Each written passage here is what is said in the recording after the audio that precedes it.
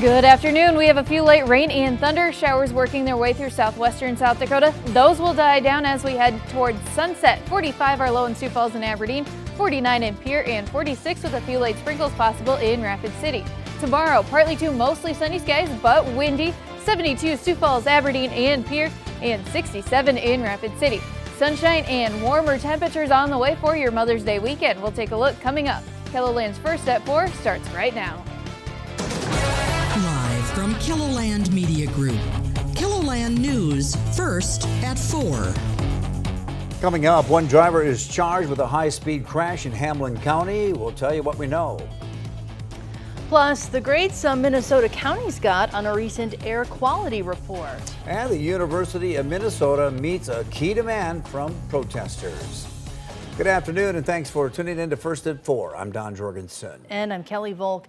KELOLAND News is following a developing story in Huron today. Police describe it as a, quote, critical incident. KELOLAND's Dan Santella joins us now live from Huron with what we know. Good afternoon, Dan. What can you tell us?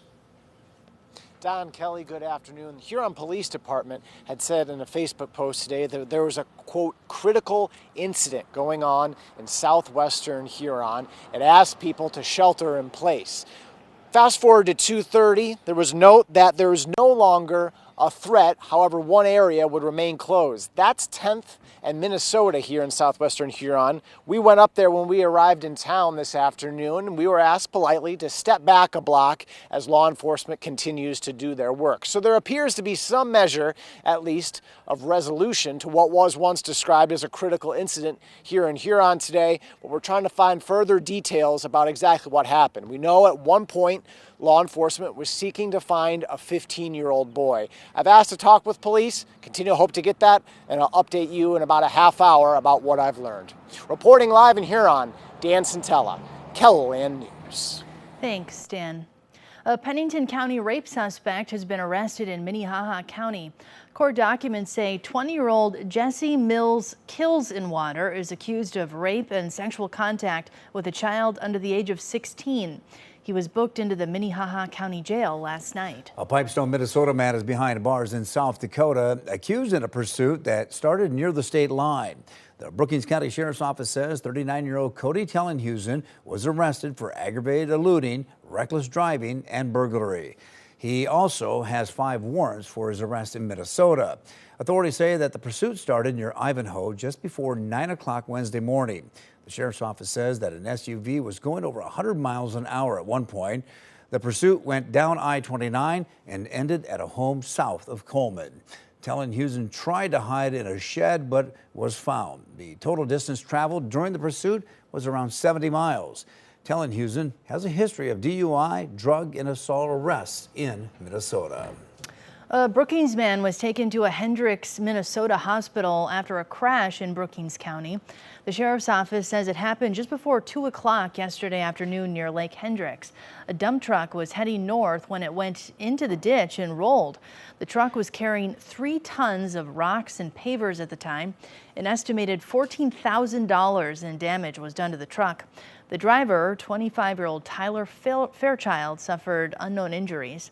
The Brookings County Sheriff's Office is investigating the crash. Well, you know, when it comes to weather, I think earlier today, it's almost like a 5-star day, but I see some clouds have moved in now. Yeah, are things changing out there, Megan? Well, we have those clouds moving in. We're not expecting anything to actually come out of those clouds today. We even have more sunshine on the way tomorrow and through this weekend. Right now, 65 degrees here in Sioux Falls with those thicker clouds starting to move in and that north breeze at around 13 miles an hour. It is a different story in southwestern South Dakota. We were watching a thunder shower there off in the distance on our winter camera. Right now it's 70 degrees and hardly any wind. Now those rain and thunder showers are popping up in southwestern South Dakota, producing some lightning, some pockets of heavy rain. We don't have anything severe right now, and we're not expecting anything severe as we head through the rest of your afternoon. Now these will die down as we head towards sunset. If we take a wider view, there are a few rain showers moving into the Mitchell area as well, but all of these are moving to the southwest, which is a little different from what we are used to. Again, those will die down as we head towards sunset. Right now, 69 degrees in Yankton, 67 in Brookings, 70 in Mobridge, 64 degrees in Phillip, and 52 in Custer. And our winds are mostly light right now at about 5 to 15 miles an hour. We do have some slightly stronger winds there in northwestern South Dakota in that pocket of green just north of Faith. But these are going to remain light as we head through the rest of this evening and into tonight. But unfortunately, there are some stronger winds on the way tomorrow. So for tonight, with those clouds clearing out in eastern KELOLAND, mostly light winds, 45 Sioux Falls and Aberdeen, 49 the low in Pierre, and 46 in Rapid City with a few light sprinkles possible as we continue into the overnight hours. Then for tomorrow, partly to mostly sunny skies, a bit breezy with that wind out of the northwest and a little bit warmer. 72 Sioux Falls, Aberdeen, and Pierre, and 67 in Rapid City. Even more sunshine on the way as we head into this weekend with those mostly light winds. Saturday and Mother's Day Sunday both look to be in the 70s, even trying to reach 80 by Sunday in several locations. We'll take a closer look at your full weekend forecast, plus the next chance of rain by midweek in just a little bit. Thanks, Megan. The Hamilton County Sheriff's Office says high speed caused a crash west of Lake Norden over a week ago. Authorities say it happened May 1st on Highway 28. A car heading east passed a deputy going 95 miles an hour in a 65-mile-an-hour zone. The deputy turned around to stop the car, but it went in the ditch. Authorities say the car tried to take a turn but lost control because of speed and went over a culvert. The driver was charged with speeding and reckless driving. Rapid City police say 3 businesses failed a recent alcohol compliance check. A total of 17 businesses were checked on April 30th. Police say that the 3 that failed are Yes Way on Cheyenne Boulevard, Family Dollar, and On the Border, both on East North Street. Employees at the businesses sold alcohol to an underage informant and were given a ticket. Since the first of the year, Rapid City police say 7 businesses have failed alcohol compliance checks.